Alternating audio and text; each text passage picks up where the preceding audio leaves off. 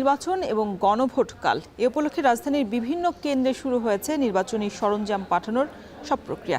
এ নিয়ে আরও বিস্তারিত জানাতে Dhaka residential model school and college থেকে যুক্ত হয়েছেন নাজমুস সাকিব।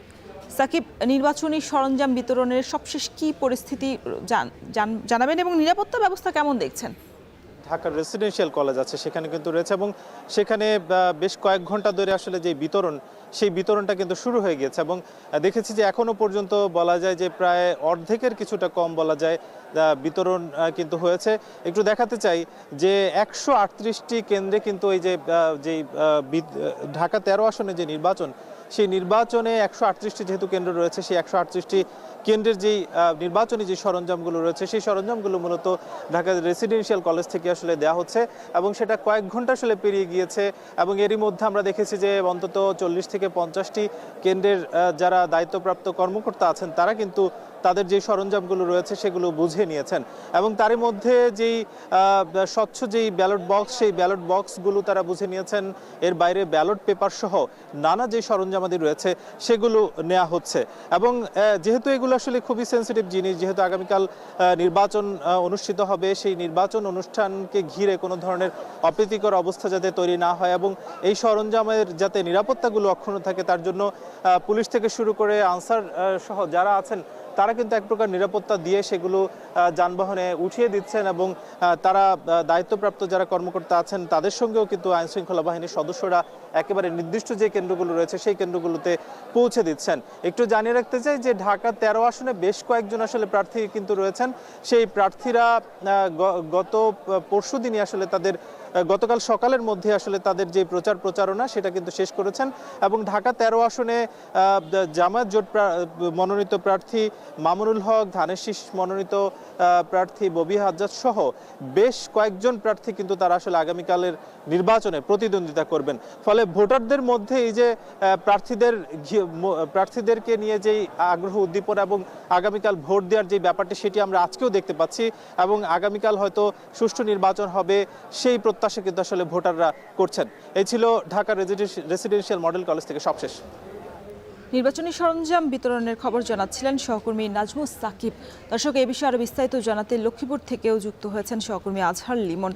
আজহার, জানাবেন যে ভোটের যে নির্বাচনী সরঞ্জাম বিতরণ কার্যক্রম শুরু হয়েছে কিনা এবং ভোটের আগ মুহূর্তে আইনশৃঙ্খলা বাহিনীর প্রস্তুতি কেমন দেখছেন? রওশন, আইনশৃঙ্খলা রক্ষা বাহিনীর ভালোই প্রস্তুতি দেখছি। বিশেষ করে আমরা এই লক্ষ্মীপুর, নোয়াখালী এসব অঞ্চলের দিকে নজর রাখছি। আমরা দেখছি যে প্রতিটি কেন্দ্রে আইনশৃঙ্খলা রক্ষা বাহিনীর মধ্যে 13 জন আনসার সদস্য দায়িত্ব পালন করবেন। এর মধ্যে অন্তত 3 জন থাকবেন অস্ত্রধারী, এছাড়া পুলিশ থাকবে এবং সেইভাবে ভাগ করে দেওয়া হয়েছে। আর্মির যারা সদস্য তাদের ভাগ করে দেওয়া হয়েছে। এছাড়া নৌবাহিনী এবং অন্যান্য বাহিনীর স্ট্রাইকিং ফোর্স তারাও কিন্তু এই ভোট কেন্দ্রগুলোতে দায়িত্ব পালন করবে। এই ভোট অনুষ্ঠানের জন্য কিন্তু দীর্ঘদিন ধরেই আইনশৃঙ্খলা রক্ষা বাহিনীর প্রতিটি বিভাগ, গোয়েন্দা বিভাগ তারা কাজ করেছে। তারা যেটি বলছে যে সারা দেশের যে সমস্ত কেন্দ্রগুলো ঝুঁকিপূর্ণ তার মধ্যে এই অঞ্চলটিতে অর্থাৎ লক্ষ্মীপুর, নোয়াখালী এই অঞ্চলটির কেন্দ্রগুলোকে বেশি ঝুঁকিপূর্ণ হিসাবে চিহ্নিত করেছে আইনশৃঙ্খলা রক্ষা বাহিনী।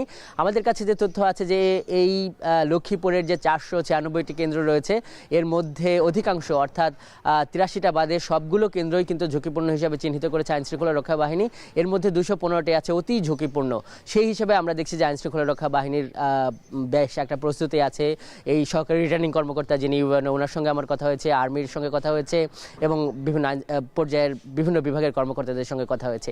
এই যে ঝুঁকিপূর্ণ এই ব্যাপারটি নিয়ে কিছুক্ষণ আগে যে জামাতের যিনি প্রার্থী, দাঁড়িপাল্লা প্রতীকের প্রার্থী ডক্টর রেজাউল করিম, ওনার সংবাদ সম্মেলনে উনি যখন একটি অভিযোগ নিয়ে আসছিলেন উনি বলছিলেন যে শেষ মুহূর্তের এই রিটার্নিং কর্মকর্তা 11 জন প্রশিক্ষণপ্রাপ্ত প্রিজাইডিং অফিসার বাদ দিয়ে যারা একটি কেন্দ্রের দায়িত্বে থাকে প্রশিক্ষণপ্রাপ্ত নয়, এরকম তার অভিযোগ যে আওয়ামী লীগের আমলে আওয়ামী লীগের সুবিধাপ্রাপ্ত বা তার ভাষায় দোসর এই ধরনের 11 জনকে নিয়োগ দিয়েছে। তারা এই বিষয়ে অভিযোগ দিয়েছে।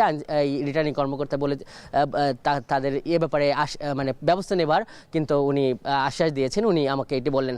তার কাছে জানতে চেয়েছিলাম যে এই যে ঝুঁকিপূর্ণ কেন্দ্রগুলোতে এখানে যে একটা চাপা উত্তেজনা আছে এই ক্ষেত্রে তাদের দিক থেকে, তারা যে প্রার্থী তাদের দিক থেকে আহ্বানটা কী হবে। উনি বলেছেন যে সন্ত্রাসী যে দলেরই হোক যাতে ব্যবস্থা নেওয়া হয় এবং তিনি শান্তিপূর্ণ নির্বাচন চান এবং তার যে বিরোধী পক্ষ তাকে শুভকামনা জানিয়েছে। একইভাবে এর আগে কিন্তু ব্রিফিং করেছেন শহীদুদ্দিন চৌধুরী আনি, উনার ভাই এবং তার প্রধান নির্বাচন সমন্বয়ক ওয়াহিদুদ্দিন হ্যাপি। উনিও কিন্তু একই কথা বলেছেন যে প্রার্থীরা শান্তি চায় এবং তারা এই দীর্ঘদিন পর যে একটা ভোট, সেই ভোটটা যাতে শান্তিপূর্ণভাবে অনুষ্ঠিত হয়, সব মানুষ আনন্দে ভোট কেন্দ্রে যেতে পারে, এই আহ্বান কিন্তু দুই পক্ষ থেকেও আমরা পাচ্ছি। একই সঙ্গে পাল্টাপাল্টি কিছু অভিযোগ। রওশন, নির্বাচনী প্রস্তুতির খবর জানাতে লক্ষ্মীপুর থেকে যুক্ত ছিলেন আজহার লিমন। ওয়াটার পাম্পের রোটর এখন আরো উন্নত, ফলে